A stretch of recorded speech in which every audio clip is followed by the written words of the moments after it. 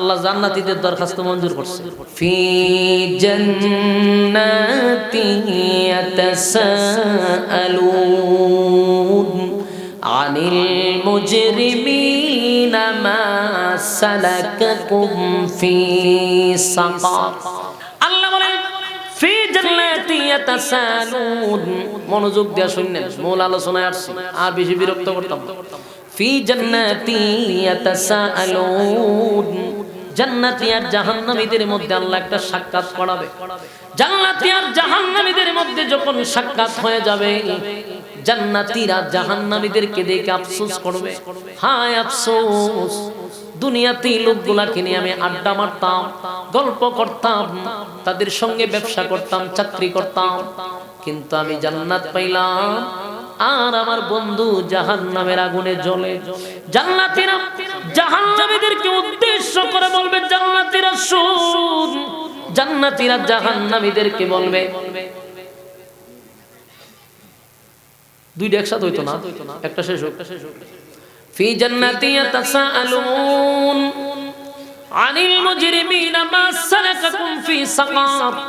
সাকার নামক জাহান্নামীদের কঠোর অবস্থা দেখা জান্নাতীরা বলবে, ও জাহান্নামীরা, তোমার সঙ্গে না আমি ব্যবসা করতাম, চাকরি করতাম, খেলাধুলা করতাম, আমি মালিকের তরিয়ে তো বড় জান্নাত পাইলাম, নাজ নিয়ামত পাইলাম, আমার মালিক 10 পৃথিবীর সমান জান্নাত আমারে দিছে রে।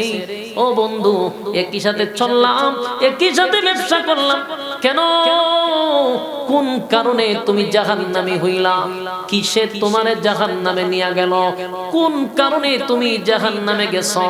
জাহান্নামীরা জাহান্নামে আসার কারণ বলবে 4টা। জোরে কোন কয়টা? আরো জোরে স্মরণ আছে? আলোচনার শুরুতে কয়টা বলছিলাম? এই হলো মোট 4 কারণ।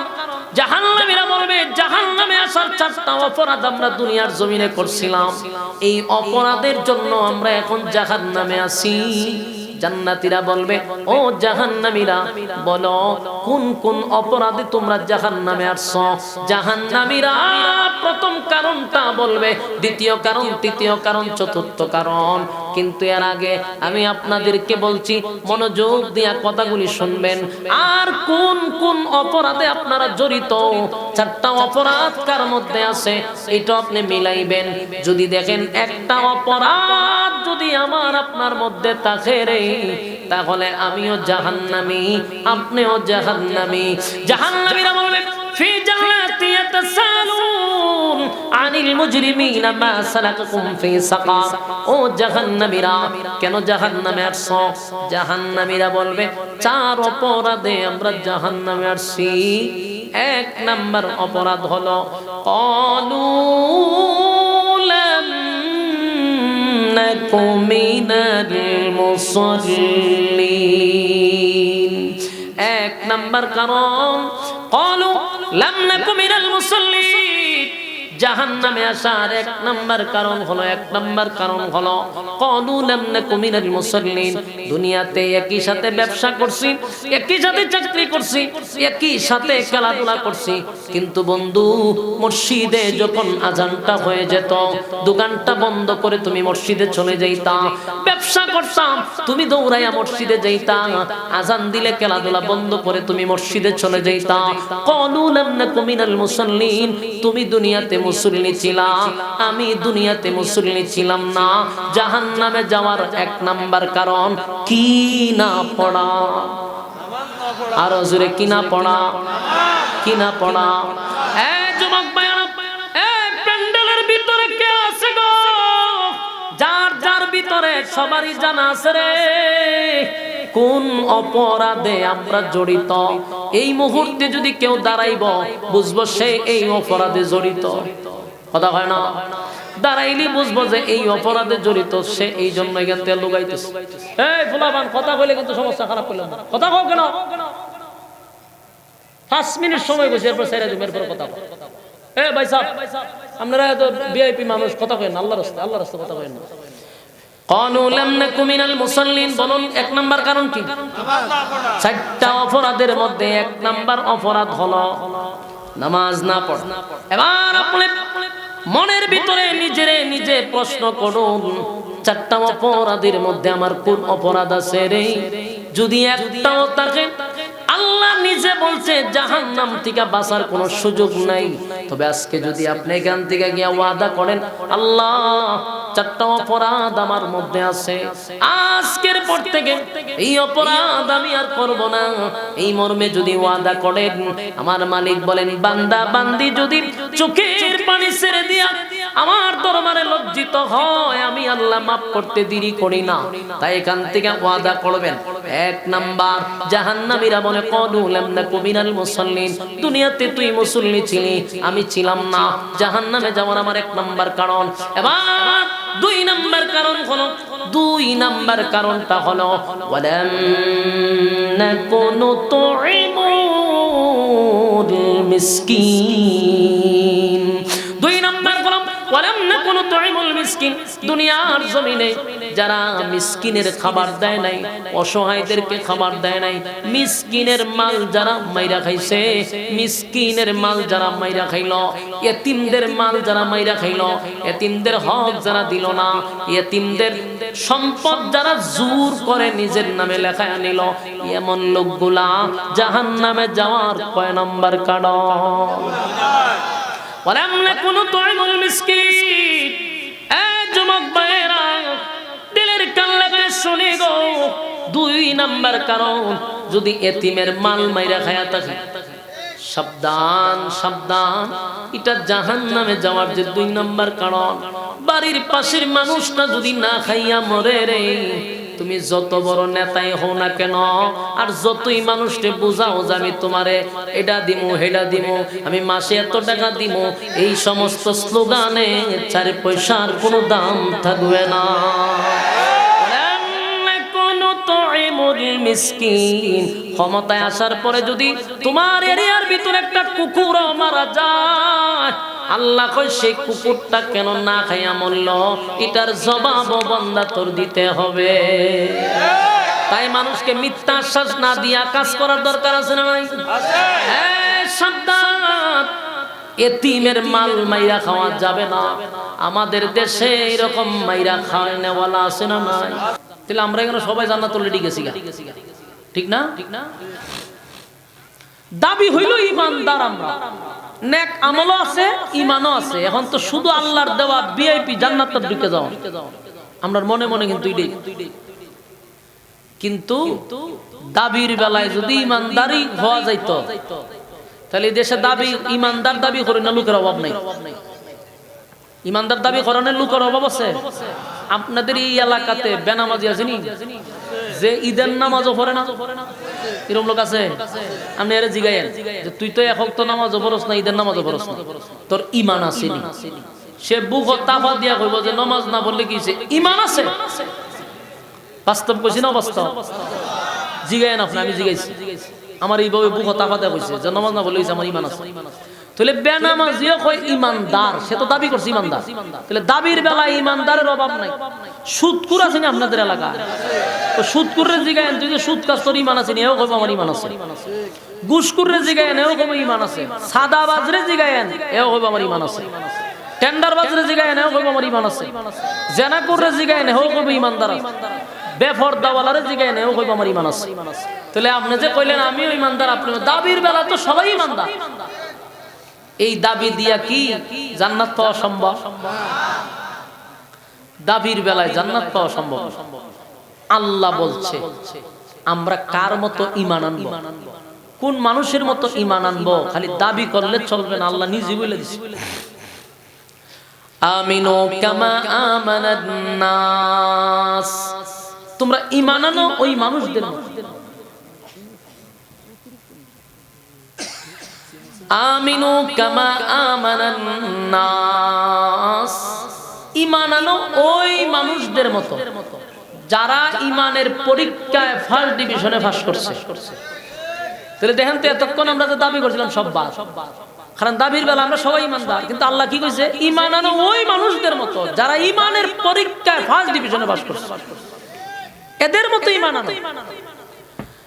আমিনু কামা আমানান নাস, ঈমান আনো ওই মানুষদের মতো। ওই মানুষ কারা? আমিনু কামা আমানান নাসের ব্যাখ্যা হলো আমিনু কামা আমানান নাস, ওই মানুষ বলতে আল্লাহ বুঝাইছেন আব্দুল্লাহ বিন তামের হতে পারে।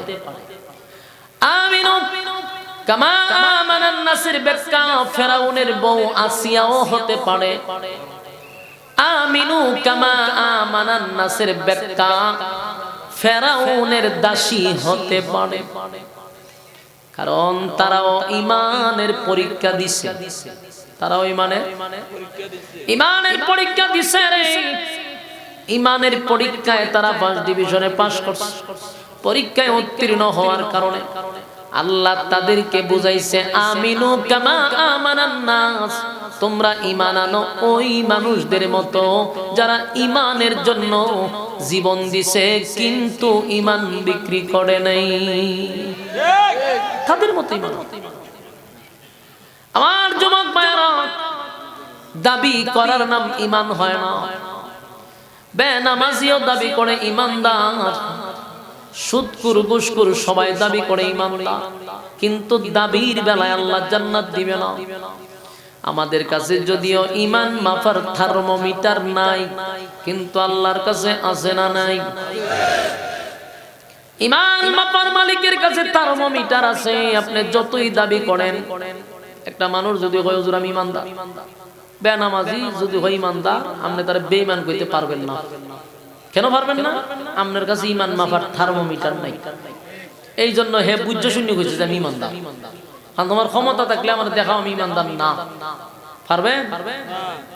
আর যদি ঈমান মাপার থার্মোমিটার থাকতো, তাহলে আমি বক্তার স্টেজে উঠার আগে আগে রুম নিয়ে বগলের নিচে থার্মোমিটার ঢুকাই আগে পরীক্ষা করে আমার ছেড়ে দিত। ঠিক না বে? ঠিক হয়তো হুজুর যেহেতু আপনি আইসন, আপনার বগল তুলে আলগি দেন, আলগে দিলাম, থার্মোমিটার ঢুকাই দিচ্ছে। কতক্ষণ পরে ঠান্ডা বাইরে হলে তো হুজুর ঈমান তো লাল বাতি জ্বলে, তো ওয়াজ হইতো না, বাজেন গিয়া আমি গেলাম গেলে। কোন ফিসাব যদি আইতো মুরিদ করবে, তো ফিসাবের কাছে মুরিদ হইবার আগে হয়তো হুজুর মুরিদ দমো আপনার কাছে, কিন্তু বগলের নিচে ডালগি দেন। ওই ইমাম সাহেবের ফিসাবের বগলের নিচে থার্মোমিটার ঢুকাই দিত। মাইপা আগে দেখতো ঈমান কত আছে, এরপরে মুরিদ দিত। মাইপা ঈমান দেখতো, এরপরে ওয়াজ শুনতো। মাইপা ঈমান দেখতো, এরপরে নেতার কাছে যাইতো। কথা কোন ঠিক? কিন্তু আল্লাহ আমরা এই থার্মোমিটার দিছেন, এটা একটা বালা কাম করছে। ঠিক না বেটি? নাইলে এদেশের বহু বক্তা, বহু পীর, বহু নেতা ধরা হইলিত। ঠিক না বেটি? আমিনু কামা আমানান নাস, দাবির বেলায় শুধু ঈমানদার দাবি করলে চলবে না। ঈমানদার তুমি ঈমান আনো ওই মানুষদের মতো যারা ঈমানের জন্য জীবন দিছে কিন্তু ঈমান দেয় নাই। ঈমান দেয় নাই। আব্দুল্লাহ বিন তামের ঈমান দেয় নাই, জীবন দিয়া দিছে। ফেরাউনের ঘরে সংসার করছে, ফেরাউনের বউ আসিয়া জীবন দিছে কিন্তু ঈমান দেয় নাই। একটা মহিলা হইয়া ঈমানের জন্য জীবনটা দিল কিন্তু ঈমান দেয় নাই। সুমাইয়া ঈমানের জন্য জীবন দিছে, ঈমান দেয় নাই। আর আমরা বর্তমান সমাজের ঈমান রং সার কাছে বিক্রি করে লাই। ঠিক না বেটি? রং সার কাছে ঈমান বিক্রি হয়। কেউ যদি রং চা খাওয়ায় তাহলে বুট এর দিয়ে দেয়, কেউ যদি দুধ চা খাওয়ায় এর দিয়ে দেয়, কফি খাওয়াইলে হেরে দিয়ে দেয়। তুই বেটা একটার মালিক, তুই এতজন দেশ তোর ঈমান আছে নি? আমাদের ঈমান এত দুর্বল। ঈমান লড়াচড়া করে। এই ঈমান লইয়া জান্নাতে যাওয়া কি সম্ভব? আমিনু কামা আমানান নাস, ঈমান আনো ওই মানুষদের মতো যারা অতীতে ঈমানের পরীক্ষা দিছে। আসিয়া যখন ফেরাউনের ঘরে সংসার করে, ফেরাউন না করলো কি? দাসীরে মাইরা বানাইছে, তারে খোদা ডাকানা দিকে। ফেরাউন নিজের খোদা দাবি করত, দাসী তারে খোদা মানে নাই, এই জন্য মাইরা ফলাইছে। শুধু দাসীরে মারে নাই, দাসীর সন্তানগুলিরও মাইরা ফলাইছে। তো গর্বের সহিত বুক তাফা দিয়া আসিয়ার কাছে গিয়া কইতেছে, বউ মাইরা লাইছি। কি মারছো? দাসীরে মারছি। কেন? আমারে খোদা মানে না। আমারে খোদা মানে না দিকে তার বাচ্চা সহ তারে সহ আগুন দিয়া জ্বালায়া দিছি। আসিয়া কয় যারা মানুষের উপরে জুলুম করে এরা তো খোদা না, এরা তো জালেম। আর জালেম রে খোদা ডাকবো কিভাবে? আমি নিজেই তো তোর বউ হইয়া তোরে খোদা মানি না। ফেরাউনের মাথা আসমান ভাঙ্গিয়া পড়ছে যে আমি যে খোদা, আমার বউ হইল খুদি। খুদার বউ কি? খুদি। তা আমি খুদাগিরি করি সারা দেশে, আমারে খোদা ডাকে, কিন্তু আমার বউ যে খুদি আমারে খোদা মানে না, তো আমার খোদাই থাকবো। তো করলো কি? যখন বউ কইছে তোমার খোদা মানি না, ফেরাউন কয় সর্বনাশ, বউটা কিতা কইছ? যদি মানুষের শুনে তেনি ইজ্জত থাকবে, মানুষ তো আমার খোদা ডাকে। তো ফেরাউনের একটা বন্ধু আছে সামসাই। পৃথিবীতে যত নেতা আছে দেখবেন, নেতারা কিন্তু এতটা খারাপ হয় না, একটু ভদ্র থাকে, কিন্তু সাথে যে সামসা থাকে এটি সবচেয়ে বড় বদমাইশ হয়।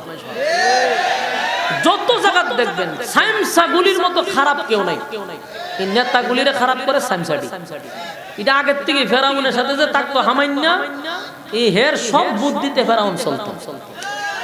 দৌড়ায় গেছে দুস্থ, ঘটনা তো ঘটছে। বলে কি? বলে আমার বউ যে আসিয়া আমার খোদা মানে না। এখন তার বন্ধু বুদ্ধি দিছে, সর্বনাশ, এটা যদি জানাজানি হয় তো তোর খোদাই থাকতো না। কারণ কইব মানছে, কইব যে বউই খোদা মানে না। দুস্থ এখন কি করা যায়? আসিয়ারে শাস্তি দিতে। কি শাস্তি? আসিয়ারে মানুষের সামনে তার ইজ্জত নষ্ট করে দিতে হবে, তারে মানুষের সামনে উলঙ্গ করে দিতে হবে। নাউজুবিল্লাহ। চিন্তা করছে, আসিয়া কিন্তু সাধারণ মহিলা না, এটা মাথা রাখতে হবে। আসিয়া পৃথিবীর বিখ্যাত 4 জন মহিলার মধ্যে একজন, সাধারণ মহিলা না। এই মহিলারে বুদ্ধি দিছে হামাইন্নায়। ফেরাউন হয়ে বুদ্ধিটা একবারে খারাপ না, চিন্তা হয় না বলে বালা বুদ্ধি। তখন তারে দইরা গ্রেফতার করছে আসিয়ারে। আসিয়ার শর্ত দিয়েছে খোদা মানবি? আসিয়া কয় তুই জালেম, তোর খোদা মানা যায় না। যিনি খোদা তিনি চিরঞ্জীব, যিনি খোদা হবেন তিনি জন্ম দেয় না, জন্ম নেয় না, ওনার সমকক্ষ কেউ নাই। উনি ঘুমায় না, উনি খায় না। তুই খাস, ঘুমাস, জন্ম দে, সবই করো, তুই খোদা হস কেমনে? ঠিক না বে? ঠিক। আল্লাহ বলেন লাম ইয়ালিদ ওয়া লাম ইউলাদ, আমি কারো কাছ থেকে জন্ম নেই নাই, কাউরে জন্ম দেই নাই। ওয়া লাম ইয়াকুল লাহু কুফুয়ান আহাদ, আমার সমকক্ষ, আমার সমতুল্য কেউ নাই। আল্লাহর ঘুম আসেনি। লা তাখুযুহু সিনাতুন ওয়া লা নাওম, আল্লাহর ঘুমও নাই, তন্দ্রাও নাই। ফেরাউন, তোর ঘুম আছে, খাওয়ান আছে, বউ আছে, বাচ্চা কাচ্চা আছে, তুই কেমনে খোদা হস? দেশের মানুষ তোরে খোদা মানে ভয়ে, তোরে কেউ খোদা মানে না অন্তর থেকে। আর আমি তো তোর বউ, ওয়াদা দিলাম তোর মতো জালেম রে আমি খোদা ডাকবো না। গ্রেফতার করছে কইরা ওই হামাইন্নার কথায় মানুষের সামনে নিজের স্ত্রীকে উলঙ্গ করে দিয়েছে। নাউজুবিল্লাহ। আসিয়া একটা চিৎকার দিয়ে বলেন মালিক, হাজার হাজার মানুষের সামনে ফেরাউন আমার সবচেয়ে বড় নিয়ামত ইজ্জতটা ছিনায়া নিল। আল্লাহ, আমি বরদাস্ত করতে পারলাম না। তবে তোমার দরবারে আমি একটাই আবদার জানাই, আমার ইজ্জতের বিনিময় হলেও আমারে তুমি ঈমান হারা কইরো না। আল্লাহ, আমারে ধৈর্য দাও, আমি যেন ঈমান লইয়া তোমার কাছে আসতে পারি। আবু জাহল ফেরাউন মানুষের সামনে উলঙ্গ করে দিল। এখানেই শেষ না। ফেরাউনের আর একটা বদ অভ্যাস হইল, মানুষের পেরাক মারত, হাতে পায়ে পেরাক মারত। এই জালেম আসিয়ার হাতে পায়ে পেরাক মারলো। পেরাক মারার পরে হামাইন্না বুদ্ধি দিছে, দোস্ত এমনে হবে না, আসিয়ার শরীরের চামড়া গুলি তুলে ফেলো, যন্ত্রণায় সহ্য না করতে পেরে তোমারে খোদা মানব। ফেরাউন নিজের স্ত্রীর শরীরের চামড়া উঠায়া দিছে রে। আসিয়া আসমানের দিকে তাকায়া বলে, মালিক আর বরদাস্ত করা যায় না। হাতে পেরাক পায়ে পেরাক, জীবন্ত মানুষের শরীর থেকে চামড়া উঠায়া দিছে রে, কোনোভাবেই সহ্য করার মতো না। এরকম পরিস্থিতি যদি আমাদের হয়, বলুন আমাদের কয়জনের ঈমান থাকবো? আমাদের ঈমান এত দুর্বল, এত দুর্বল। আমাদের মারা লাগে না। আমরা তো কয়েকটা জিনিসের জন্য ইমান ছেড়ে দিই, ঠিক না বেঠি? একটা চেয়ার পাইলে আমার মতো হুজুররা ইমান ছেড়ে দেয়। আমার যুবক ভাইয়েরা, কিন্তু ফেরাউনের বড় সংসার কইরা, ফেরাউনের ঘর কইরা আসিয়া কিন্তু ইমান দেয় নাই, শরীরের চামড়াটা তুলে ফেলছে। আসিয়া সহ্য করতে পারে না, আল্লাহর দরবারে ডাক দিয়া বলে, মালিক আর বরদাস্ত করতে পারি না, আল্লাহ আপনার পাশে আমার একটা ঘর বানায়া দেন, আমারে আপনার পাশে নিয়ে যান। সুবহানাল্লাহ। আমার যুবক ভাইরা, আসিয়া যখন তারে খোদা মানে না, এবার হামান বুদ্ধি দিছে, দুষ্ট আসিয়ার দুনিয়ার থেকে বিদায় করে দেয়। ফেরাউন বড় একটা পাথর লইয়া আসিয়ার মাথার সামনে দাঁড়াইছে। দাঁড়াইয়া দেখে আসিয়া আসমানের দিকে তাকাইয়া মুস্কি মুস্কি হাসে। সুবহান। ফেরাউন ডাক দিয়ে বলে, আসিয়া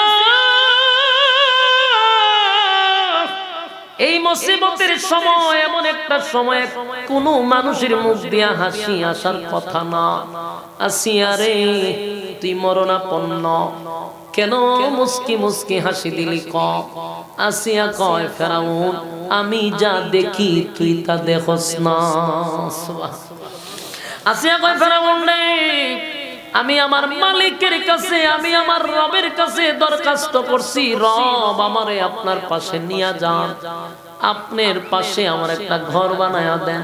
আমার আল্লাহ জান্নাতের বালাখানা আমার চোখের সামনে তুলে ধরছে, আমি আমার জান্নাতের নাজ নিয়ামত দেখে আনন্দে পাগল হয়ে গেছি, আর এই পৃথিবীতে থাকার কোনো লোভ লালসা নেই। আমি আমার মালিকের কাছে যেতে চাই, আমার ভিতরে আনন্দ। এই কথা শোনার পরে ফেরাউন পাথরটা আসিয়ার মাথায় ছেড়ে দিছে। আসিয়া জীবনটা দিয়া দিল, কিন্তু ঈমান দিল না। এই জন্য আল্লাহ বলেন, আমিনু কামা আমানান নাস, ঈমান আনো ওই মানুষদের মতো যারা ঈমানের পরীক্ষায় উত্তীর্ণ হইছে, তাদের মতো ঈমান আনো।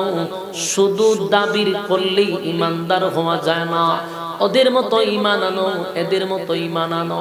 আমার যুবক ভাইরা, যদি ঈমান আর নেক আমল, ঈমান আর নেক আমল লইয়া যদি কবরে যাই, আমার আল্লাহ ঘোষণা দিছে, কানাত লাহুম জান্নাতুল ফিরদাউসি নুজুলা। আমি ওয়াদা দিছি, দুই গুণে গুণান্বিত হইয়া বান্দা বান্দি কবরে আয়, ওয়াদা দিলাম আমি তোদেরকে জান্নাত দিব। ছোট খাটো কোনো জান্নাত না, সবচেয়ে ভিআইপি জান্নাতটা আল্লাহ দিবে, ওয়াদা করছে। এখন আপনি আমার পালা হলো ঈমান আর নেক আমল লইয়া যাওয়া। এবার যখন জান্নাতীরা নেক আমল করবে, এই ঈমান আনলি এবার নেক আমল, নেক আমলের কত দাম, নেক আমলের কত দাম। দুনিয়াতে যেমন টাকা ছাড়া মানুষের কোনো মূল্য নাই, টাকার জন্য মানুষ ঘুরে, টাকার জন্য সব করে, ঠিক না বেটি? টাকা ছাড়া মানুষ চলে না। এখন টাকার জন্য মানুষকে মানুষ খুন করে, কথা বলেন ঠিক না? 100 কোটি 200 কোটি টাকা চুক্তি করে তারপরে মানুষ হত্যা করে, ঠিক না বেটি? আমার যুবক ভাইরা, কেন? কারণ এই দেশ থেকে অন্য দেশে আরাম এসে থাকবে, বুক বিলাসিতা করবে, তাই তো তারা এখন টাকা দিয়া মানুষ হত্যা করে। টাকা ছাড়া দাম নাই, টাকা ছাড়া দাম নাই। আল্লাহ কয় জান্নাতে নেকি ছাড়া দাম নাই, পরকালে নেকি ছাড়া ছায়ের গুজা দাম। নেকি আছে যা দাম আছে তা, নেকি নাই 4 পয়সার কোনো দাম নাই। আমার যুবক ভাইয়েরা, নেকির এত দাম, এত দাম, এত দাম। হাসরের মাঠে একটা নেকির জন্য, একটা নেকির জন্য মানুষ চতুর্দিকে ঘুরবে। আল্লাহ কয় একটা নেকি শর্ট, তাই ঘোষণা হইল জাহান্নাম। বান্দা কয় আল্লাহ একটা নেকির জন্য আমার আপনি জাহান্নামে দিবেন। আল্লাহ কয় এই একটা পূরণ না হওয়া পর্যন্ত জান্নাতে ঢোকার কোনো সুযোগ নাই। বান্দা কয় মালিক আমারে হাসরের মাঠে একটু ছেড়ে দেন, একটা নেকি নিয়ে আসতে আমার সময় লাগবে না, কারণ হাসরের মাঠে আমার মা আছে, বাবা আছে, দাদা আছে, দাদি আছে, নানা আছে, নানি আছে, শ্বশুর আছে, শাশুড়ি আছে, আত্মীয় স্বজন, ভাই বারাদর, পাড়াপড়শির অভাব নাই। একটা নেকি যদি পূরণ করতে পারি দিবেন নি জান্নাত। আল্লাহ কয় ওয়াদা দিছি জান্নাত দিব, কিন্তু বান্দা শোন অনর্থক হাসরের মাঠে ঘুরেও কোনো লাভ নাই। এরপর বান্দা কয় মালিক আমারে জাহান্নামে যাওয়ার আগে একটা নেকি পূরণ করার সুযোগ দেন। আল্লাহ বান্দারে ছেড়ে দিবে হাসরের মাঠে। বান্দা হাসরের মাঠ ঘুরতে ঘুরতে বন্ধু বান্ধবের সঙ্গে দেখা হবে। এই বন্ধুদেরকে বলবে বন্ধু এলাকার পাশে মাহফিল হইছিল, ওয়াজ মাহফিল বাদ দিয়া রাস্তাঘাটে তোরে লয়ে আড্ডা মারছিলাম, তোরে আমি কফি খাওয়াইছিলাম, বন্ধু তোরে আমি সানাসুর খাওয়াইছিলাম, তোরে লইয়া গল্প কইরা মাহফিলের সময় নষ্ট কইরা বাপে দিছে ওয়াজ গেছি টাকা দিছে 100 টাকা, এই টাকা তোরে লইয়া খাইছি, আড্ডা মাইরা শেষ করছি, ওয়াজ তো শুনলামই না। এখন যে একটা নেকির শর্ট পড়ছে, জনমের খাওন তো দুনিয়ায় খাইছিলি, এখন দে একটা নেকি আমি জান্নাতে যাই। বন্ধু হয়তো কি আমার বন্ধু আসলে বলে দুনিয়াতে আমার কোনো বন্ধু বান্ধব আসিল না, তো বুয়া অনেরা ছিল ভুয়া ভুয়া কথা বুঝতেছে। আপনি যারা কফি খাওয়াইলেন ওয়াজ বাদ দিয়া এতক্ষণ লইলে ঘুরছেন, হেও আপনারা কবে যে বুয়া বুয়া, তুই দুনিয়াতে আমার কোনো বন্ধুই আসিল। এখন এই লোকে সর্বনাশ, এত কিছু করলাম হেঁটে আমরা চিনি না। গেল আত্মীয়দের কাছে, দাদা আছে, দাদি আছে, চাচা আছে, মামা আছে, খালা আছে, খালু আছে, তাদের কাছে গিয়া কইব আপনার আমার আত্মীয় স্বজন দেন একটা নেকি, আমি মুসিবতে আছি। এরা কইব মিয়া খায়া খাম পাও না, দুনিয়াতে আমার কোনো আত্মীয় স্বজন ছিল না, অথচ ভালো করে চিনবে, পরিচয় দিবে না। আত্মীয় স্বজনও শেষ গেছে, রক্তের মানুষের কাছে, ভাইয়ের কাছে গেছে, বোনের কাছে গেছে, স্ত্রীর কাছে গেছে, বউয়ের কাছে গেছে, বউ চিনে না। আমরা তো বউরে কিতা কই, তো বউ তো সারা দেশ তো কইতা। এখনকার যুবকের জন্য সবচেয়ে বেশি প্রিয় হইলো বউ, মা বাবার চেয়ে বেশি প্রিয়, ঠিক না? মা বাপের রাখতে গ্রাম ও বউ লেগে জায়গা শহর, তাহলে মা বউ বেশি আপন না। মা বাবার জন্য শাড়ি হয় 500, বউয়ের লেগে ওই 20,000, তাহলে কি পরিমাণ মহব্বত। হাসরের মাঠে বউয়ের কাছে গিয়া বলবে বউ দুনিয়াতে তোর মুখের হাসি ফুটানোর জন্য মা বাবারে কান্দাইলাম, তোর মুখের হাসি ফুটানোর জন্য তোরে লইয়া শহরে থাকলাম, বউ যখন চাইছ তখনই দিলাম, তোমার সুখ আমি তোমার শান্তিতে রাখার জন্য সব করলাম, আজকে তোমার স্বামী একটা নেকির জন্য মুসিবতে দিবা, জান্নাতে যাব। বউ বালা করে চিনবো যে আমার স্বামী, তবে দুনিয়াতে আমার কোনো বিয়ে শাদী হইছে, কথা বুঝতেছেন? এই যুবক ভাইরা আপনারা কি বিরক্ত হইতেছেন? পেয়ারা এনে গুল মিটিং করে গেলে জিগান জানি কিতা কিতা কি মিটিং হইতেছে কিতা, হ্যাঁ কথা কইন না, কথা কইন না, মেহরবানি করে আপনারা মনোযোগ দেন। আপনারা কি বিরক্ত লাগতেছে? বিরক্ত লাগলে আমার ডাবল সুবিধা, কোনো অসুবিধা নাই, যত বিরক্ত হবেন তত বয়ান ছেড়ে দিব। মনোযোগ দেয়া শুনেন, বউ কি চিনবনি না বলে আল্লাহ ভাই বালা করে চিনবে, বেটা চিন্তা না। মালিক বলতেছে যে বালা করে চিনবে, স্ত্রী স্বামীরে ভালো করে চিনবে, কিন্তু পরিচয় দিত না, বলবে না আমি চিনি না। কেন? একটা নেকির জন্য, একটা নেকি দিবে বলে আপনাকে অস্বীকার করে দিছে। এবার বন্দা ঘুরবে বাপ আর মা হইয়া যাবেন, দুইজন তো সবচেয়ে বেশি আপন। বাবার কাছে গিয়া বলবে বাবা দুনিয়াতে না পায়ের গাব মাথায় ফলাইছে, কত কষ্ট কইরা আমরারে খাওয়াইছেন, জীবনে ভালো একটা কাপড় পরেন নাই, আমাদেরকে পড়াইছেন, আজকে আপনার সন্তান বড় মুসিবতে আছে, একটা নেকি দিলে আপনার সন্তান চিরস্থায়ী জান্নাতি হয়ে যাবে। বাবা সন্তানের ভাই ছায়াতে কইরা আমার ছেলে, কিন্তু কইব যে না দুনিয়াতে আমার কোনো ছেলে টেলে ছিল না, তুমি অন্য জায়গায় যাইতে পারো, ভুল জায়গায় আসছো। বাপেও না করে। এবার মার কাছে গেছে, মার সে কি আপন আছে কেউ? মার কাছে গিয়ে বলবে, মা গো, দুনিয়াতে একটা মশার কামড় সহ্য করতে পারেন নাই গো মা, এত কষ্ট করছেন, বিছনায় প্রস্রাব করে দিলেই আপনি বুকে রাখছেন, কিন্তু আপনার কলিজার সন্তান আজকে একটা নেকির জন্য জাহান্নামে যাবে। আপনি মা চাইলে একটা নেকি আমারে দিলে আমি চিরস্থায়ী জান্নাতি হয়ে যাব। মা হয় দুনিয়া থেকে, আমার বিয়ে হয়েছিল, আমার তো কোনো ছেলে ফেলা ছিল না, মা অস্বীকার করছে। এখন কইবেন হুজুর যেটি কইছি এটির কোনো ডকুমেন্টস আছে? আল্লাহ কোরআনে বলছে, ইয়াউমা ইয়াফিরুল মারউ মিন আখিহি ওয়া উম্মিহি ওয়া আবিহি, মা বাবার কথা কইছে, ওয়া সাহিবাতিহি ওয়া বানি। আল্লাহ বলেন কিয়ামতের ময়দানে মা তার সন্তানের পরিচয় দিবে না, বাবা সন্তানের পরিচয় দিবে না, কেউ কারো হবে না। একটা নেকির কত দাম সান্ধু সেদিন বুঝতে পারবা। আজকে মাহফিল তৈয়া রাস্তাঘাটে আড্ডা মারতেছ, আজকে মাহফিল তৈয়া রাস্তাঘাটে অনর্থক বেহুদা কথা বলতেছ, সেদিন হাত গুলি কুশারের মতো, কুশার শ্রেণী গেন্ডারির মতো চাবাইব, হাত গুলারে গেন্ডারির মতো চাবাইবে আর বলবে হায় আফসোস, কত সুযোগ ছিল রে নেকি করার, কত সুযোগ ছিল নেকি কামাইবার, সব সুযোগ বাদ দিয়া বেহুদা গুড়াইছি, বেহুদা গল্প করছি। সেদিন আফসোস করবে, বলুন কাজে আসবে? কোনো কাজে আসবে না।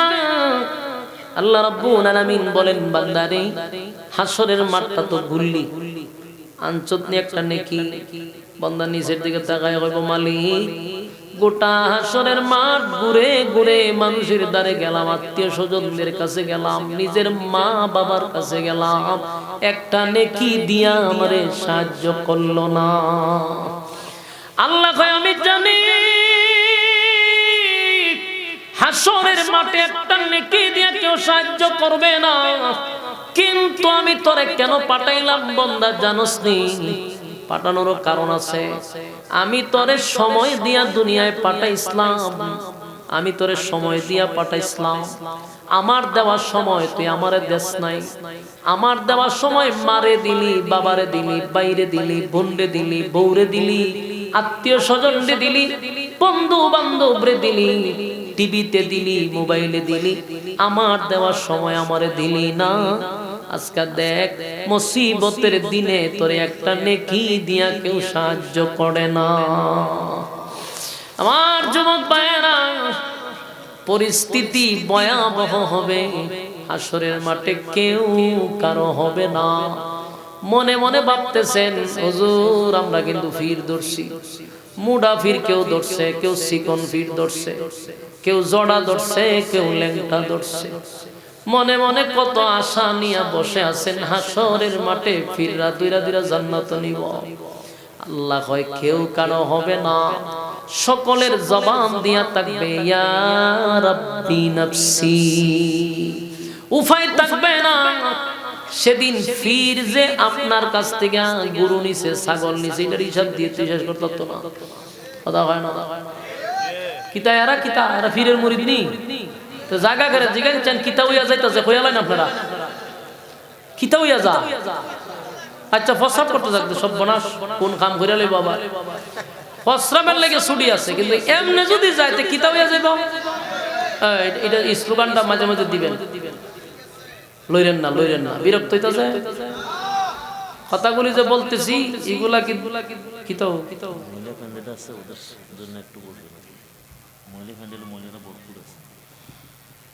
তখন ভরপুর আছে, কি হতে হয় আমার আলোচনা আমার করতে দেন, বা মাড্ডু হলে সমস্যা। মনোযোগ দিয়ে শুনেন, হেরাই দি মনোযোগ দিতেছে না। মহিলারা তো ভদ্র আছে, আর একটা জায়গা লড়াচড়া করে না, কিন্তু হেডি লড়ে তো, ঠিক না বেটি? মহিলারা লড়ে না, কিন্তু বেড়াইন লড়ে। শয়তানের গুতা তো করতো গীতা, প্রত্যেকটা মানুষের সাথে তাকে শয়তান, এটা জানেননি? আমার লোকও আছে। তো এই যেখানে বসছেন, শয়তান কিন্তু দ্বীনি মজলিসে বসতে পারে না। তখন এরা যাবো আপনারা তো গেছে গা যায় নাই, আপনার সাথে আছে প্যান্ডেলের বাইরে, ওখান থেকে রিমোট দিয়ে আপনারা কন্ট্রোল করে ভিতরে ওয়াসওয়াসা তৈরি করে যে উঠতে গিয়া খালি বয়ান শুরু করছে, আমরা দুইটা টান দিয়ে আবার আইব, ঠিক না ঠিক? যখনই উঠবো তখন বুঝবেন যে মাশাআল্লাহ তাই ভর করে লাইছে। কি করছে? ভর করে লাইছে।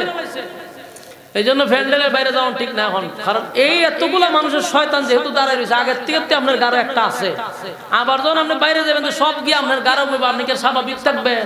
তখন দেখবেন অস্বাভাবিক কিছু কাজ করতেছে, একবার এখানে যায়, একবার ওখানে যায়, একবার দোকানে যায়, একবার এখানে নিজে কিতা করতে না, শয়তান তো বেশি হবে না। উঠতেন না, উঠতেন না, বল বসেন, লইরেন না।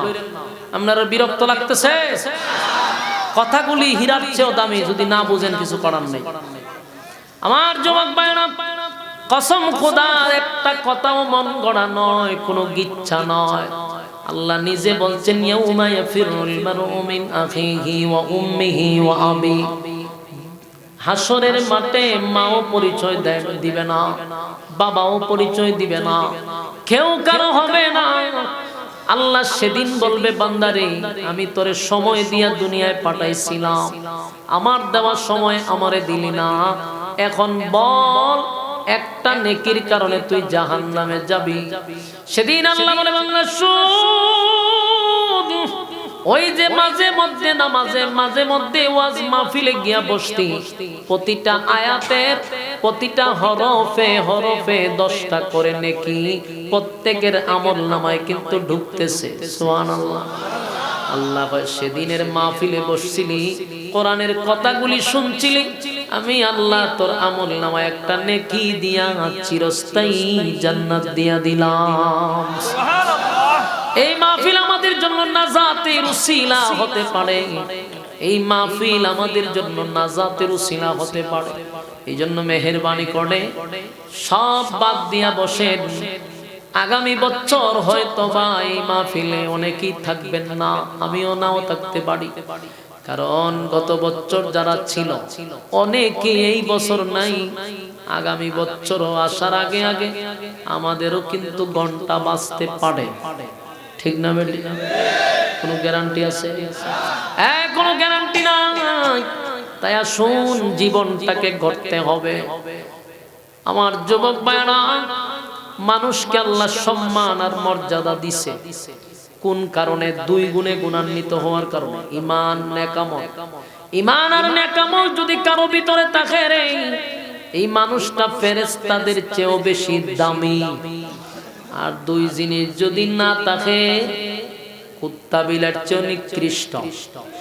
এটা আমার কথা না, আল্লাহ নিজে বলছে, উলাইকা কাল আনআম বাল হুম আযাল। আল্লাহ কয় মানুষ চতুষ্পদ জানোয়ারের চেয়ে নিকৃষ্ট যদি 2 গুণ না থাকে, ঈমান নাই, নেকামল নাই, এটা কুত্তা বিলার চেয়ে নিকৃষ্ট। ঈমান আর নেকামল যার ভিতরে আছে, ফেরেশতাদের চেয়েও দামি, ঠিক না বেটি? আল্লাহ মানুষ বানাইছে সম্মান আর মর্যাদা দিয়া। 2 গুণে গুণান্বিত হইলে আমার আর আপনার সম্মান হইল ফেরেশতাদের চেয়ে বেশি। তাই নিজের সম্মান নিজে ধইরা রাখতে হবে। এই জীবনটাকে এমন ভাবে গুছাইতে হবে, আমি এমন জীবন গঠন করতে হবে, আমিও যদি দুনিয়ার থেকে চলে যাই, মানুষ যেন আমার জন্য কান্দে, আমি যেন হাসতে হাসতে কবরে যাই, ঠিক না বেটি? আর আপনাদেরকে এক্সাম্পল দেওয়ার কিছু নাই। এই প্রজন্মের যুবকদেরকে বলি, আমিও যুবক, আপনারাও যুবক, আর উসমান হাদিও একজন যুবক। আমার যুবক ভাইরা, উসমান হাদিও একটা যুবক। সারা পৃথিবীর মানুষ যেই যুবকের জন্য কান্দে, এত কান্না পৃথিবীর ইতিহাসে এই 54 বছরের ভিতরে বাংলাদেশে কত মানুষ মারা গেল, গোটা পৃথিবীতে তার জন্য এত কান্না কেউ কান্দে নাই। এখনো কবরের পাশে গিয়া দেখেন, প্রতিদিন মানুষ কাঁদতেছে। আমি আপনি বললে কয়জন মানুষ আমাদের কবরের পাশে দাঁড়াইয়া কাঁদবে রে? আজকে গিয়া দেখেন, এই একটা মানুষ সারা পৃথিবীর মানুষের ভিতরে লাড়া দিয়া গেছে, বুঝায়া গেছে মাথা নত করা যাবে না। মাথা নত করা যাবে না। ইনসাফ কিভাবে কায়েম করতে হবে এটা আমাদেরকে বুঝায়া গেছে, এটাও বইলা গেছে। আমি যদি আমার কাজ সমাপ্ত করতে না পারি, আগামী প্রজন্ম এই কাজ তোমরা সমাপ্ত করবা। এই জন্য আমার যুবক ভাইরা, প্রত্যেক ঘরে ঘরে ঘরে ঘরে হাদিস তৈরি করতে হবে, হাদিস তৈরি করতে হবে। আমার ভাইয়ের অসমাপ্ত কাজ আমরা নিজেরাই শেষ করব। ইনসাফ জমিনে কায়েম করব ইনশাআল্লাহ। কথা বলে না, ইনসাফের জন্য লড়ে গেছে। আমরাও ওয়াদা দিলাম, ভাই আমরা তোমার কাজ করব, আমরা ঘরে ঘরে হাদিস তৈরি করব ইনশাআল্লাহ। হাদি মরে নাই, প্রত্যেকের কলবে কলবে হাদি আছে, প্রত্যেকের হৃদয়ের ভিতরে হাদি আছে, ঠিক না বেটি? দেখা গিয়া দেখেন বাচ্চা কাচ্চা লইয়া মা তার সন্তান লইয়া রাস্তায় বসে রয়েছে, বাচ্চা কাচ্চা লইয়া বসে রয়েছে। আমার যুবক ভাইরা, এমন জীবন করো হে গঠন, মরিলে হাসিবে তুমি, কাঁদিবে ভুবন। ঠিক জান্নাতে যাওয়ার জন্য এমন জীবন গঠন করো, আমি আর তুমি মরলে হাসতে হাসতে আল্লাহ তুই জান্নাতে যাব, সারা পৃথিবীর মানুষ আমার জন্য কাঁদবে।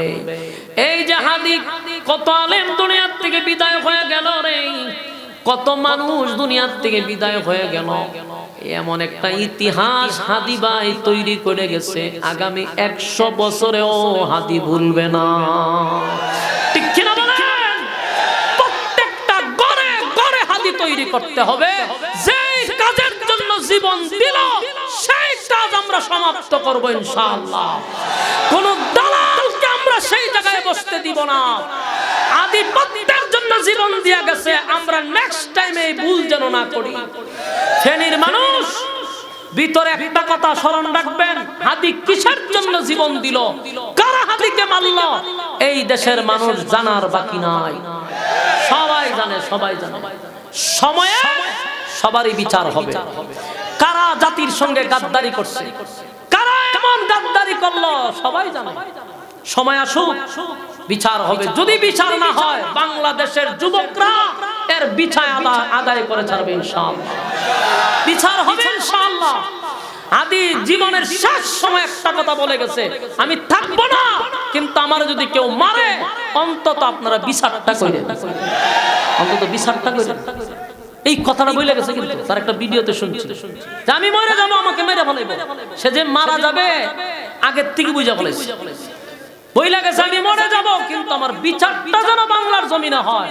আজকে যেই সমস্ত গাদ্দাররা বিচার নিয়ে আজকে যেইভাবে রাজনীতি করতেছে, এটার জবাব বাংলাদেশের যুবকদের কাছে দিতে হবে।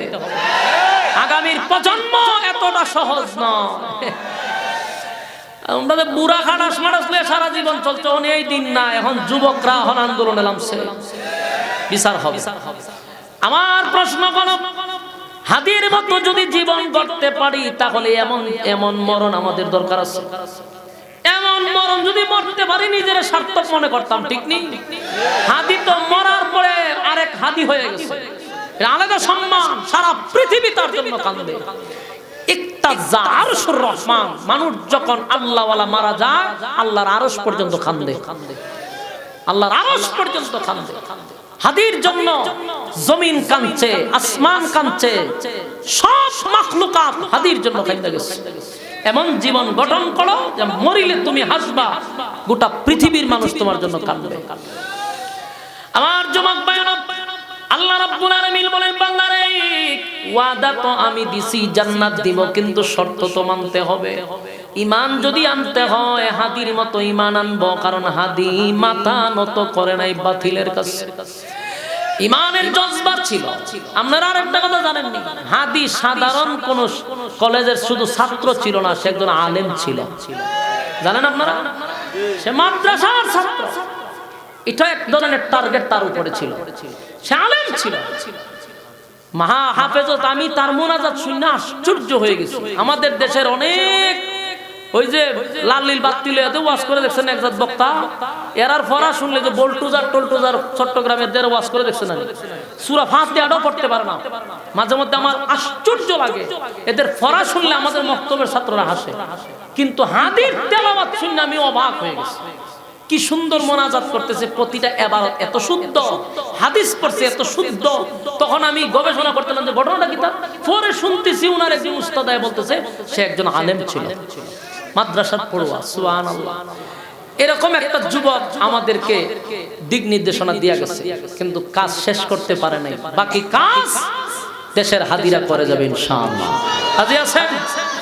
আল্লাহ বলেন আমিনু কামা আমানান নাস, ঈমান আনো ওই মানুষদের মতো, ওয়াদা দিলাম জান্নাত দিব।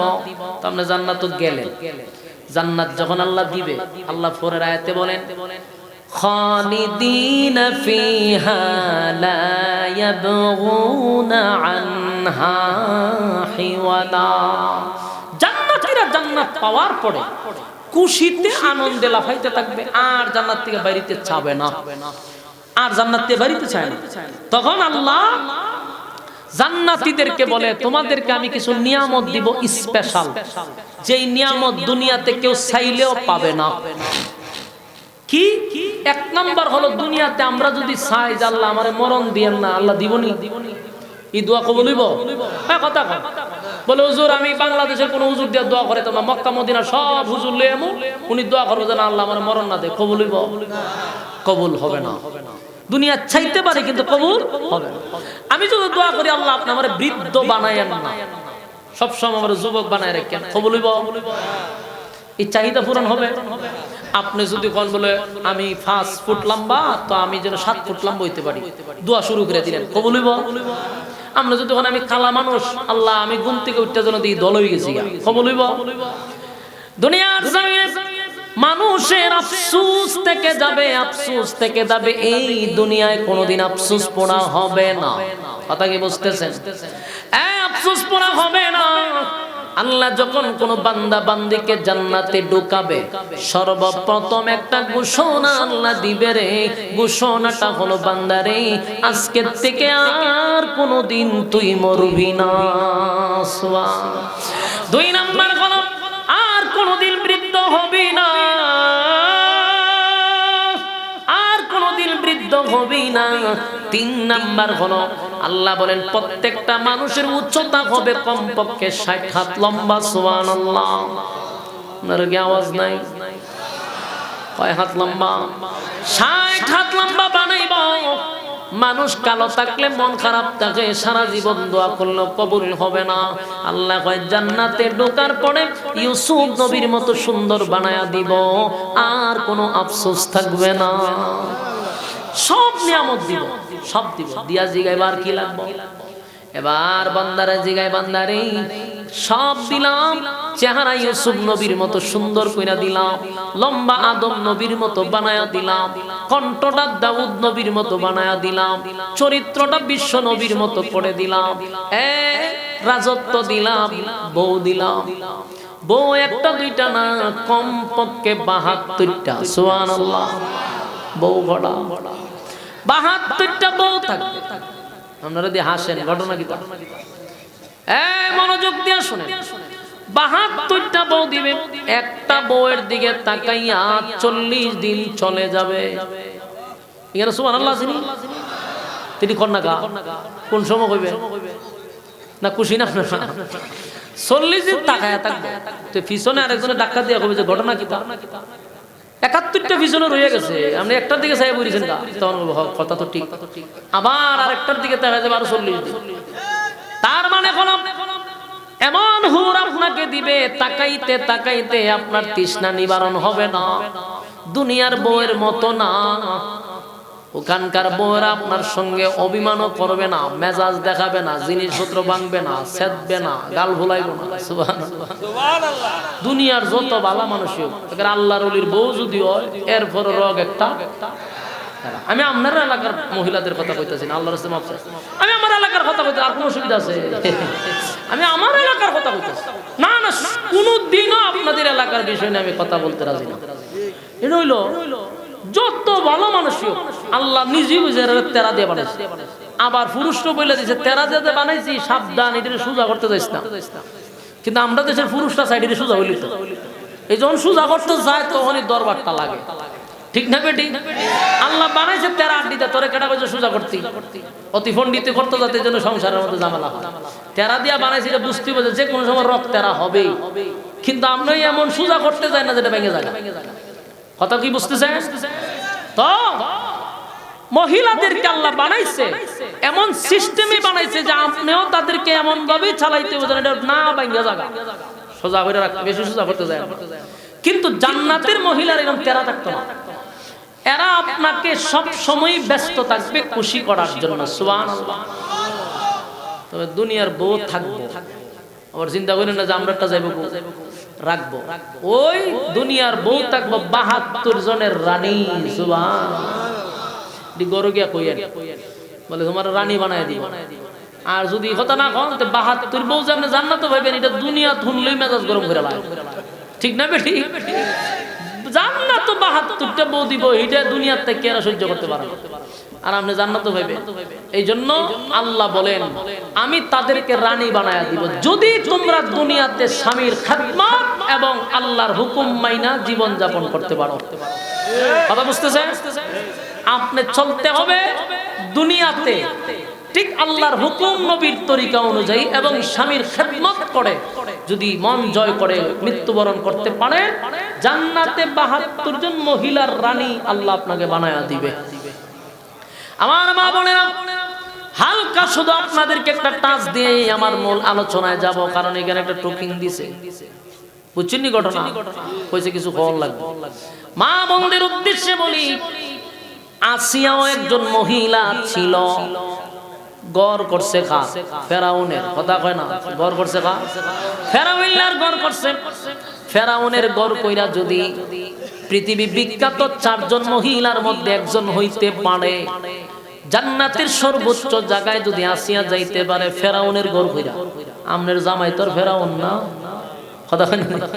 আপনারা কি ফেরাউনের চেহারা? আপনারা আওয়াজে যদি বোঝা যায় সাপোর্ট করতেছে। পৃথিবীর কেউ ফেরাউনের মতো খারাপ না। ফেরাউনের বউ যদি জান্নাতে যাইতে পারে, আপনার স্বামী কোনদিন ফেরাউনের চেয়ে খারাপ হওয়ার কথা না। সেই জামিরে ফেরাউনের গড় তাইকা আসিয়া জান্নাত পাইল রে। আমাদের মা বোনেরা এত ভালো স্বামী পাইয়াও জান্নাত হাসিল করতে পারে না। এটা পুরুষেরও ব্যর্থতা, মহিলাদেরও ব্যর্থতা। খালি মহিলার দোষ দিলেই হবে না, আমাদেরকেও সচেতন হতে হবে, আমাদেরকেও নবীর সুন্নাহ অনুযায়ী জীবন যাপন করতে হবে। কথা বুঝতেছেন? আল্লাহ কয় জান্নাতীরা বউ দিছি ৭২টা, এখন আর কি চাস? তখন জান্নাতীরা আল্লাহ সব পাইছি, গাড়ি পাইছি, বাড়ি পাইছি, নারী পাইছি, অট্টালিকা পাইছি, কোনো জিনিসের অভাব নাই। বডি পাইছি আদম নবীর মতো, চেহারা পাইছি ইউসুফ নবীর মতো, কণ্ঠ পাইছি দাউদ নবীর মতো। আল্লাহ আরামের সুখের শেষ নাই, কিন্তু শরীরে বাপ ওঠে না। খিতা ওঠে না? বুঝুন না আমার কথা? বুঝুন না? আমি আমার অরিজিনাল হবি যদি বলি তো এটা খবর জিয়ারত হইবে। আপনারা যেন বুঝেন, এর লেগে এই বাসায় কইতেছে। আমার কথা বুঝতেছেন? বলুন কি উঠে না? মানে আপনারা বাসায় কিতাব হয় যে বাবই নি কয়, বলে এ যে খুব বাপ দেখা, তো বাপ উঠে না শরীর। এটার ঘটনা রইল, যেমন আমি একটা এক্সাম্পল দিলে বুঝতে পারবেন। সৌদি আরবের সরকার যদি আপনারা 20 তলা বাড়ি দেয়, একটা 4 কোটি টাকার গাড়ি দেয়, বিশাল এক রাজত্ব আপনারা দিছে, কিন্তু দেশের কোনো মানুষ আপনারা দেখেও না, আপনি কি করেন জানেও না, ওইখানে আপনি ভিআইপি হালতে থাকেন, সব কিছু আপনার আছে, কিন্তু আপনার শরীরের মধ্যে কিন্তু বাপ নাই। কেন নাই জানেন? ওই আমার এত বড় বাড়ি গাড়ি সবই আছে, দেখার কেউ নাই, ঠিক না বেঠি? এখন এই গাড়িটা লইয়া যদি ফেনীর ভিতরে ঢুকে আর তার বন্ধু বান্ধবরা দেখে, তখন শরীরে একটা বাপ আয়, ঠিক না বেঠি? তখন দেখবেন খালো গ্লাস থাকলে এটা খুলে আর লাগা, গাড়িটা দেখছ নি দরিস্তা দরিস্তা 4 কোটি টাকার গাড়ি, ঠিক না বেটি? এটা একটা বাপ আয়, কারণ নিজের এলাকার মানুষ যদি না দেখে তাহলে বাবাই বনি। ঠিক তেমনি ভাবে জান্নাতীরা জান্নাতে যাওয়ার পরে এত কিছু পাওয়ার পরে হয় বাপ উঠে না। আল্লাহ তোর বাবুর তো কেমনে? আল্লাহ আমার যে বন্ধু বান্ধব আছিল, আমার যে কিছু মহব্বতের মানুষ আছিল, গ্রামের আছিল, আত্মীয় স্বজন আছিল, হেরাকু আল্লাহ কয় এরা 2 গুণে গুণান্বিত হয় নাই, এই জন্য এরা জাহান্নামী। আর তোর মধ্যে 2 গুণ টাকার কারণে তোরে দিছি জান্নাত। সুবহানাল্লাহ। সাবধান, একটা কথাও মন করা নয়। আল্লাহ বলেন ওয়াকুন্না নাখুদু মা'আল খাইদিন। জাহান্নামে যাওয়ার 3 নাম্বার কারণ, জাহান্নামীরা জান্নাতীদেরকে বলে ও জান্নাতীরা, দুনিয়ায় বেহুদা কথা বলতাম, অপ্রয়োজনে কথা বলতাম, কোনো দরকার ছিল না, তারপরও কথা বলতাম। জাহান্নামে আসার এটা যে আমাদের 3 নাম্বার অপরাধ। কয়টা গেল? এবার আসুন 4 নাম্বার অপরাধ হলো ওয়াকুন্না নুকাযযিবু বিয়াউমিদ্দিন। জাহান্নামে যাওয়ার 4 নাম্বার কারণ হলো যারা পরকালের উপর বিশ্বাস করে না, যারা এই দুনিয়ায় তাইকা ওয়াজ নদিও শোনার পরে হয় এগুলা সত্য হইতে পারে না, ও হইতে পারে, এরা হইল 4 নাম্বার অপরাধী। পরকালের বিচারের প্রতি যাদের বিশ্বাস নাই গো, আমার মালিক যে পুনরায় আবার দাঁড় করাবে, আবার আমাদের কাছ থেকে পাই পাই করে হিসাব নিবে। দুনিয়ার যত আকাম কোকাম আছে সবগুলার হিসাব একদিন আল্লাহ নিবে। আল্লাহ হবে মালিক ইয়াউমিদ্দিন, মালিক হবেন সেদিন বিচারক। এই বিচারক হওয়ার পরে এই যে বিচার করবে, জাহান্নাম জান্নাত আছে, এটা যারা বিশ্বাস করে না তারা হলো জাহান্নামে যাওয়ার 4 নাম্বার কারণ। ঠিক না বেটি? আমার যুবক ভাইয়েরা,